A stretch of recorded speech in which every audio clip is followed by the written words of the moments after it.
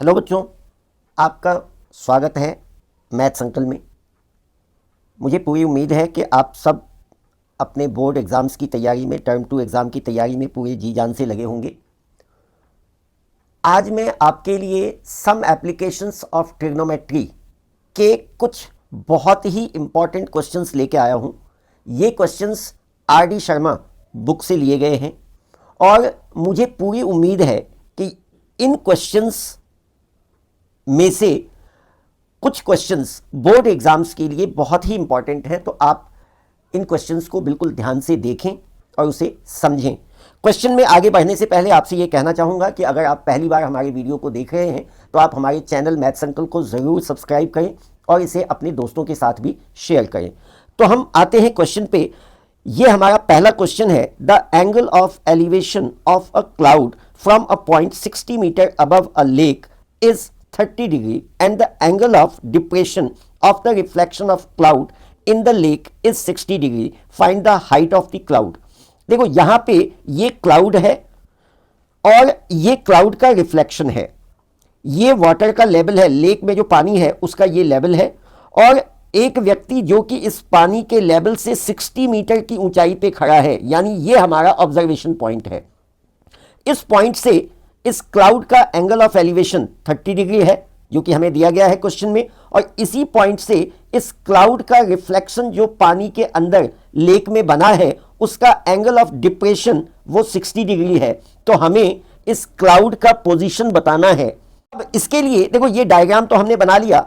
आपको हमने पहले भी एनसीईआरटी के कई क्वेश्चंस मैं वीडियो बना चुका हूं। उन वीडियोस में मैंने आपको स्टार्टिंग में ही समझाया था कि जब भी हम सम एप्लीकेशंस ऑफ ट्रिग्नोमेट्री के क्वेश्चन करते हैं तो हम जो डायग्राम बनाते हैं उन डायग्राम से हमें अपने क्वेश्चन को कोरिलेट करना होता है और तब हम आगे क्वेश्चन सॉल्व करते हैं। तो सबसे पहले यहां पे देखिए मैंने इसको कोरिलेट किया है। Let A B the surface of the lake, ये ए बी जो कि इस लेक का सरफेस है, and P be a point of observation, ये P पॉइंट है जो कि पॉइंट ऑफ ऑब्जर्वेशन है। C be the position of the cloud, ये क्लाउड का पोजीशन हुआ, और C डैश ये रिफ्लेक्शन जो यहां पे बना है क्लाउड का वो इसका पोजीशन है। अब बच्चों इसमें आप देखिए यहां पे आप क्लियरली, बहुत सिंपल है क्वेश्चन, देखने में थोड़ा भारी भरकम लगता है लेकिन बहुत सिंपल है। आप देख सकते हैं यहां पे दो ट्राइंगल बना है, एक ये ट्राइंगल है और एक ये ट्राइंगल है। हमें इन्हीं दोनों ट्राइंगल्स को लेके, और ऑब्वियसली ये राइट एंगल ट्राइंगल है, तो हमें इन्हीं दोनों ट्राइंगल्स को लेके सॉल्व करना है। लेकिन उससे पहले एक और चीज मैं आपको बताऊं।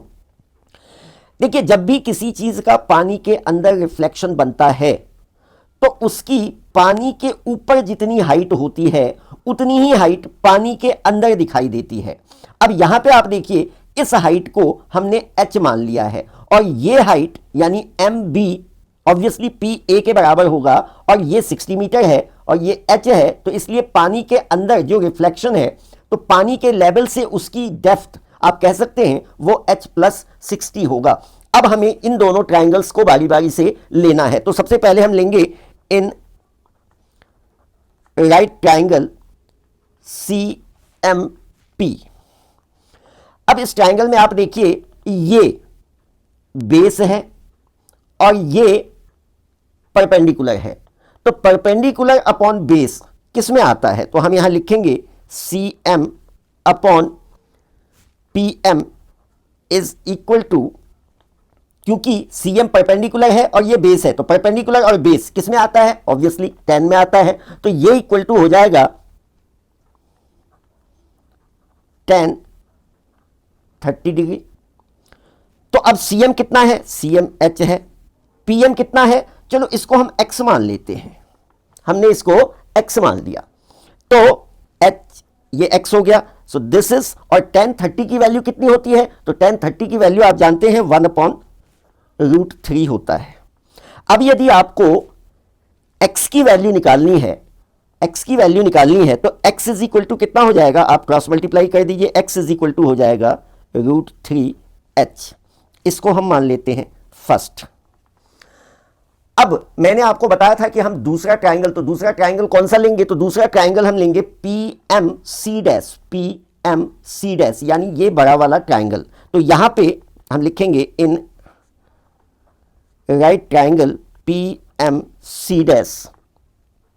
इसमें ये एंगल 60 है और इस एंगल के अपोजिट का साइड इसको आप परपेंडिकुलर मान लें CM को, और ये PM बेस हो गया, तो CM की हाइट कितनी हो जाएगी? तो CB है h + 60 और BM है 60, तो ये कितना हो जाएगा? पहले हम इसको लिख लेते हैं, CM upon PM is equal to 10 60। CM जैसा कि मैंने आपको बताया, CM हम लिखेंगे h + 60 अपॉन PM, मैं आपको बता चुका हूं PM हमने x लिया है, तो PM x हो गया, और 10 60 की वैल्यू कितनी होती है? तो 10 60 की वैल्यू √3 होती है। अब यहां पे भी हम x की वैल्यू निकालेंगे, तो x इज इक्वल टू क्या हो जाएगा? x इज इक्वल टू हो जाएगा h + 60 + 60 120 हो गया, और ये √3 यहां आ गया, सो दिस इज √3। इसको हम मान लेते हैं सेकेंड। अब आप देखिए बच्चों, ये भी x की वैल्यू है, ये हमने निकाला है, और ये भी x की वैल्यू है, ये भी हमने निकाला है, तो x तो सेम ही है ना, तो इट मीन्स कि ये वाली वैल्यू और ये वाली वैल्यू निश्चित रूप से सेम होगी। तो यहां पे हम लिखेंगे from 1 and 2 √3h is equal to h + 120 upon √3। अगर ये √3 इधर आएगा तो √3 × √3 3h हो जाएगा, 3h इक्वल टू h + 120। अब इसको आगे मैं थोड़ा सा यहां पे कर लेता हूं, तो अब इस h को यदि हम इधर लेके आ जाएं तो 3h - h is equal to 120। So 3h में से 1h गया तो 2h इज इक्वल टू 120, तो h is equal to 120 upon 2 यानी 60। तो h कितना आ गया? 60 मीटर। अब बच्चों हमने h निकाल लिया है। अब देखो हमें निकालना क्या है, मैं डायग्राम एक बार फिर से दिखाता हूं आपको। हमें निकालना है यहां से, यानी लेक में जो वाटर का लेवल है वहां से क्लाउड की हाइट बतानी है। तो ये देखिए, यहां से B से M तक ये 60 है, और यहां से यहां तक हमने h लेट किया है, और h की वैल्यू हम 60 निकाल चुके हैं। तो ये कितना हो जाएगा? 60 + 60, यानी यहां से इस क्लाउड की जो हाइट है वो 120 मीटर हो जाएगा। So we will write here